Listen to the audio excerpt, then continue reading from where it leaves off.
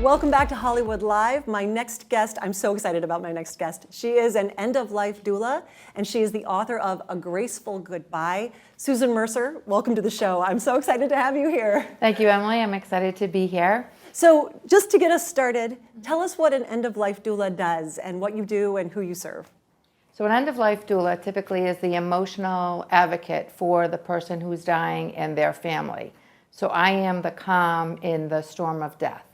Basically just that person that can be there to ease the angst that the family feels around having a loved one die. And most times the medical industry takes care of all the medical aspects and nobody really nurtures the family or even the person that's dying. So that's where I come in to give that peacefulness. The spiritual aspects, and before the show we were talking about things like unfinished business and it's such an important transition going from life to death, and you help with that.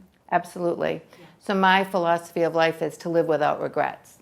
And many times we actually are already living as if we're dying, where it's like, let's celebrate life at any given point in time, even, or most especially, when we're going through the dying process. That's when we really need to live the most. And to give forgiveness when it's needed, if it's needed, to create a plan, a death plan, I call it, to know what your choices are. We all have choices of what you want your room to look like, if you want music, what kind of music you want to have. Visualizations are really important.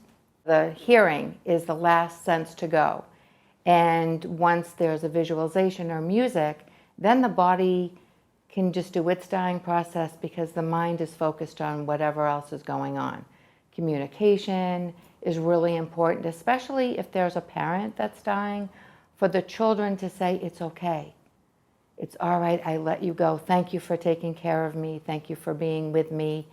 We've also found that when there is anxiety, just because death is an unknown commodity to all of us, and so we can see the body becoming anxious, playing the music, having the conversations, creating the visualization, you can also see the body relax. It's amazing, and this can all be done without any medical intervention. It's just fascinating to see that happen, and oftentimes when there is the visualizations and the music, the people that are in the room with the person that's dying, they're also relaxed because the angst and the anxiety just changes. The whole room settles down. Absolutely, and there's a peacefulness. I have always had a spiritual nature about me and sort of could communicate, or not sort of, but communicate with the other side. And so it was just a matter of practicing and becoming stronger in that ability that it just kind of naturally fell into place. I volunteered for hospice for a while, then was trained as an end-of-life doula, and the more I sat with people at their end of life, the more I realized we can do such a better job. This is their most vulnerable time, and oftentimes they're not treated with respect or dignity, and I thought that someone needs to make a change to have that happen for the person that's dying and the family. Yeah, and it's such a challenging time for everyone. I remember one of the things that we talked about before the interview was a legacy box, right? Can you talk a little bit about that and what you create with families in that context? Sure, so again, it's to celebrate life. So the legacy, we all have left a footprint in this world, one way or another, and made an impression on people. So it's really to celebrate that instead of focusing on what you haven't done, focus on what you have done. And so it can be a scrapbook of vacation, family vacations. Oftentimes when people create that, just all of us, laughter and fun and memories fill the room instead of, oh, you know, I didn't like what you did then, or whatever angst there might have been. Oftentimes we put recipes together for people so they can recreate family that. Recipes. Yes, they can recreate that around an anniversary of a death.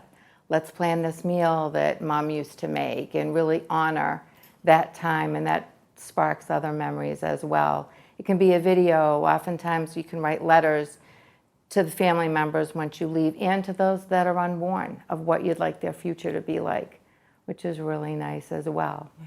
Yeah. So there's that, there's the atmosphere in the room, how you want that to look.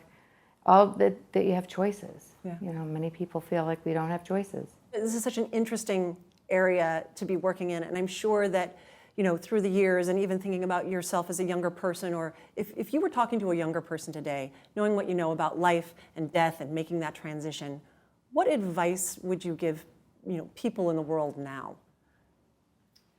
To really explore and discover and be curious, to live life full out. If there's something you want to do, go do it. There's no waiting, because you never know. We all have an expiration date. We just don't know when it is. So take that, you want to go on that trip, find a way, make it happen. And then be prepared. Think about what you want, or talking to a parent, have those death conversations. They're so important for everyone, and that's what I promote and can support. What do you think are some of the good ways to be prepared for that time when it comes? To know where you want to be, have your music, have the people that you want there. What do you even want your burial to be like? Do you want a green burial? Do you want ashes spread somewhere? It's amazing now. Ashes can be put into coral to create and establish coral reefs. Who knew, right? It's amazing. Wow. You can plant forests with the ashes, because it's everything dies and everything regenerates something else. And even as the person dies, they become our teacher in how to live better, how to live differently, what to do or what not to do. And so it's a whole evolution.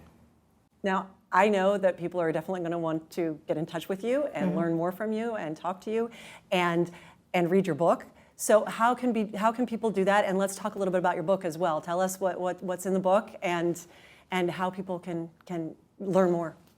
Thank you. So the book is a practical guide. It goes through forgiveness. It's meant mostly for caretakers.